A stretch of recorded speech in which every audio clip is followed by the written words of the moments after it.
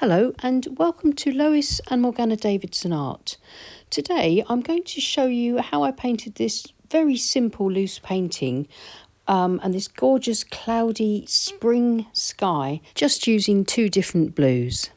But first, a quick peep at my new book, Landscapes in Watercolour, Tips and Techniques for the Complete Beginner, which is now available to order or pre-order depending on where in the world you are and which shop you choose.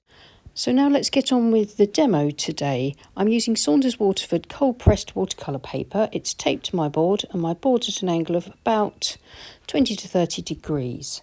I shall be just using some very simple wet in wet methods to start with, but first I shall quickly draw out the scene in pencil, just the indication of the hill and a few trees, and that's it. Then I'll use a large mop brush to wet the sky, and what I'm doing is using clean water to kind of paint the sky in first.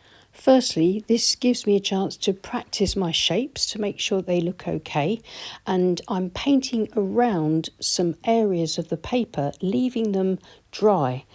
These will give me my clouds, and then when I add my mixture of my two different blues, which is cobalt blue and a touch of cerulean blue, the water will flow and I'll paint it around into the pre-wetted areas, and it'll flow around the dry areas, giving me my clouds. I can keep going backwards and forwards with slightly paler mixtures of the same colour, which will dry to a sort of more greyish look as I come down to the horizon. I'm using my mop brush to sort of soften up edges as I go. Keeping things really nice and simple. I'm not dipping into any more water because I don't want to introduce any more water onto the page. I'm letting the water and paint run out on the brush, and as it does, it's getting paler down towards the horizon. Then as soon as I think it looks okay, I'm going to stop and step back and let it dry. It's best not to fiddle with the sky like this, which will help to keep it nice and fresh. I've swapped now to my 1.5 inch Princeton Aqua Elite Mottler brush, but any sort of large flat brush will do, and I've mixed up quite a dark sort of grungy greenish grey colour with cobalt blue, burnt sienna, burnt umber, raw sienna, touch of Payne's grey. I'm dragging this across the hillside in sort of horizontal sweeps, leaving some dry brush sparkle, so I'm just catching just the texture of the paper with the brush there in places. I'm looking to create the suggestion of the rough ground here. I'm not painting detail, getting in some nice dark tonal values, but leaving a lot of this dry brush too. Once this is fully dry, I intend to glaze over this with a few different colours, and that should bring the land together. But for now, I'm just looking for some nice dark sweeps of value and dry brush texture.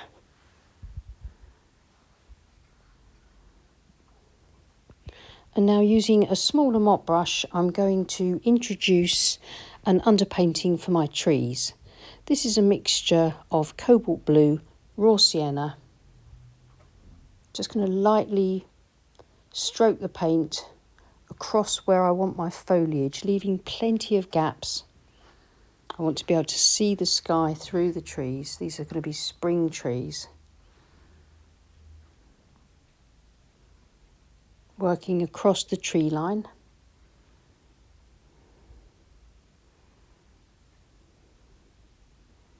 If anything goes on a little bit too harshly, I can just sort of smudge it with my finger and then add in some very slightly darker paint, which I've added a little bit of Payne's grey to the green, and then just dropping this in so it wet blends on the page.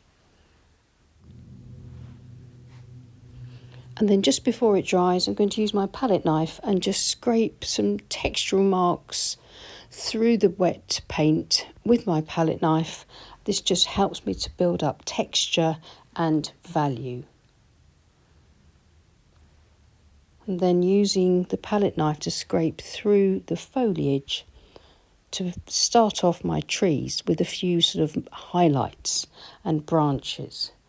These should complement the darker branches when I paint them in using the wet on dry method later on. Now I need to leave this to dry completely.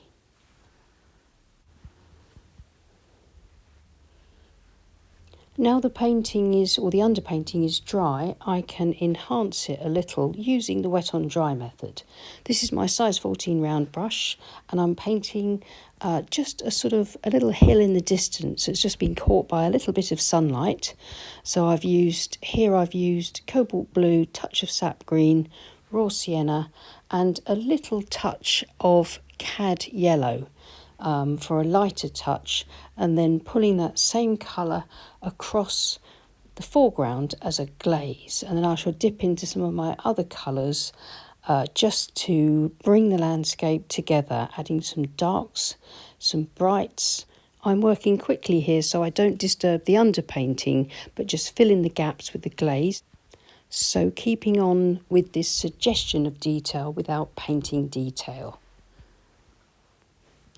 And now using my small calligraphy brush, or any small brush, maybe a lining brush, a rigger, a small round with a good point, and a mixture of Payne's grey with a touch of burnt sienna and cobalt blue in it, I'm painting in my very loose tree trunks and branches, working across the tree line, trying to keep things really loose and really fresh, sort of using these brush strokes to link together the foliage that I painted in earlier. The trees are the focal point and I want them to be really loose, so I'm taking my time painting in these little brush strokes.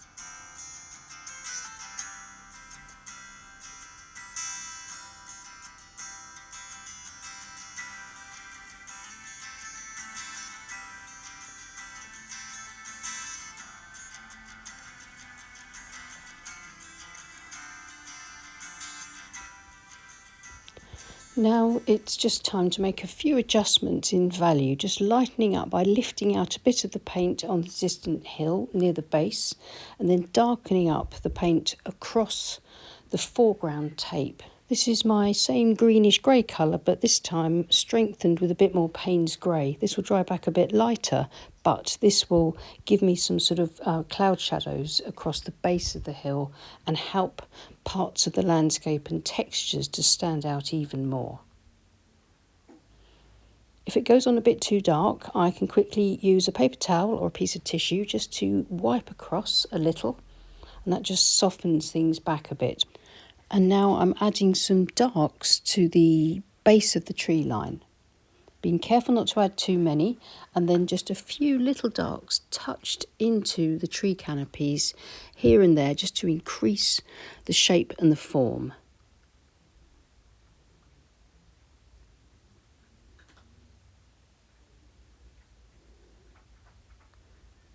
Working across the landscape using the tips of my modeler brush.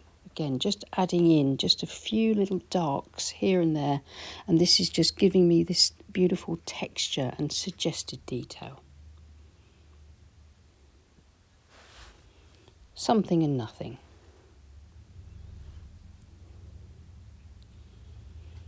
And finally, just a few little final marks, scrape through the paint with the palette knife, just for a little bit more texture. This is optional, of course. If you don't like using this method, you can, of course, paint in extra texture. And now softening back any of those marks, still using horizontal brush strokes with my size 14 round brush.